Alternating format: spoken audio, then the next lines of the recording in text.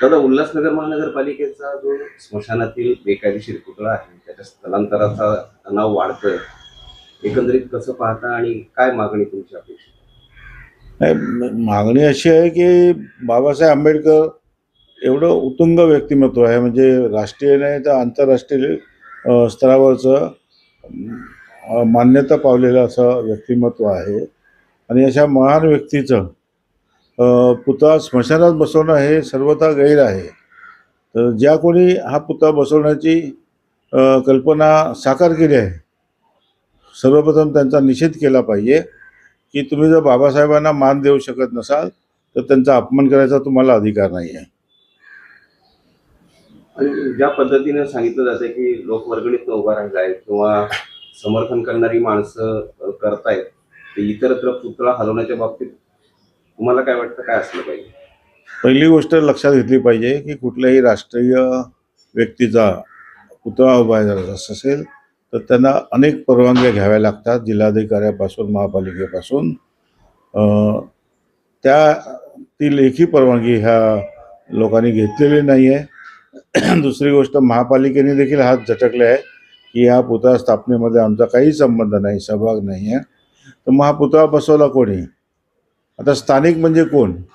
एक 4-8 लोकांचा टोळका असेल किंवा ग्रुप असेल तर ते स्थानिक लोक स्मशानात पुतळा बसवत असेल आणि संपूर्ण आंबेडकरी समाज नाही तर बाबासाहेब आंबेडकरांना मानणारा समाज तर ते उघडे डोळे ठेवून हे पाहू शकत नाही. तर बाबासाहेबांचा पुतळा जो आहे तो ज्या कोणी बसवला आहे तर म्हणे लोकवर्गणी, अशी किती लोकवर्गणी काढली की त्या पुतळा बसवला गेला?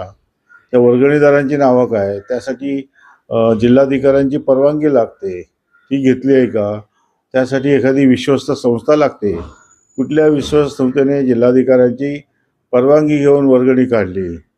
त्या वर्गणीदारांची नावं तरी जाहीर केली आहेत का?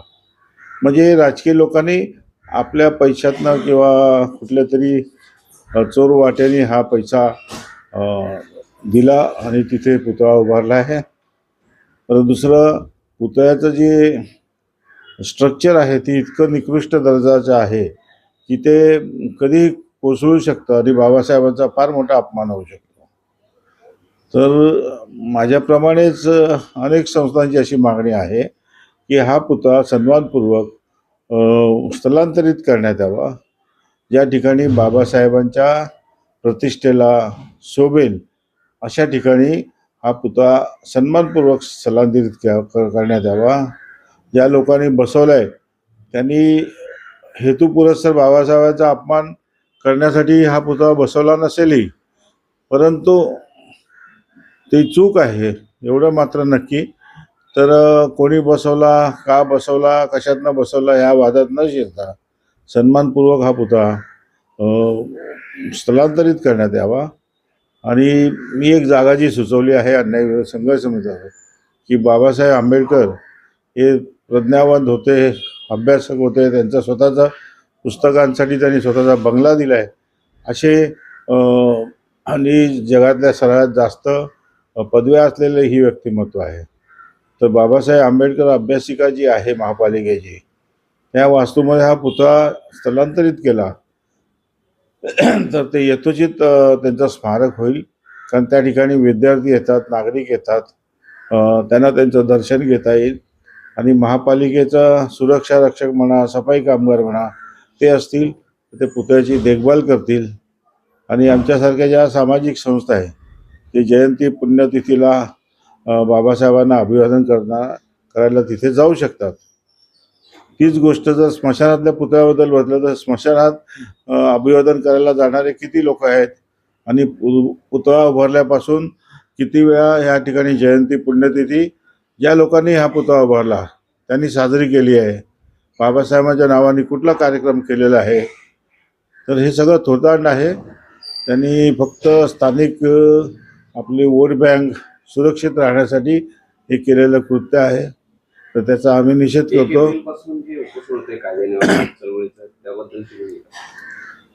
नाही, उपोषण करायची वेळच यायला नको होती, परंतु प्रशासनाने जी चालढकल केलेली आहे.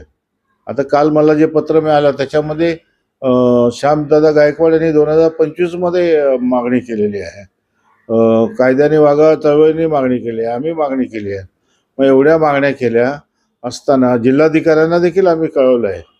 असं असताना प्रशासनाने हा एक संवेदनशील विषय आहे, त्या बाबतीत तत्परता दाखवायला हवी होती, ती दाखवली नाही आहे. आणि प्रशासनाचे डोळे उघडण्यासाठी आणि जिल्हाधिकाऱ्यांकडनं लेखी पत्र मिळालं पाहिजे, टाईम बाउंड प्रोग्राम, किंवा इतक्या दिवसामध्ये आम्ही हा पुतळा स्थलांतरित करू असं लेखी पत्र मिळण्यासाठी हे सर्व पक्षीय म्हणा किंवा सर्व आंबेडकरी विचारांना मानणाऱ्या लोकांचंही आंदोलन आहे. आणि त्या आंदोलनात मी जरी जखमी असलो तरी मी सहभागी होणार आहे. आणि हे आंदोलन आपला म्हणजे हे वास्तविक माझ्यावर हल्ला झाला नसता तर हे आंदोलन मीच करणार होतो, परंतु राजा सोळणकर करतात आहे, ते पण आपले जुने मित्र आहेत. तर त्यांचं आंदोलन म्हणजे आपलं आंदोलन आहे. हे आंदोलन कोणा एका व्यक्तीचं नसून सर्व समाजाचं आंदोलन आहे. आणि त्यामध्ये सामील होणं हे प्रत्येक आंबेडकरांना मानणाऱ्या नागरिकाचं, भारतीय संविधान मानणाऱ्या नागरिकांचं कर्तव्य आहे.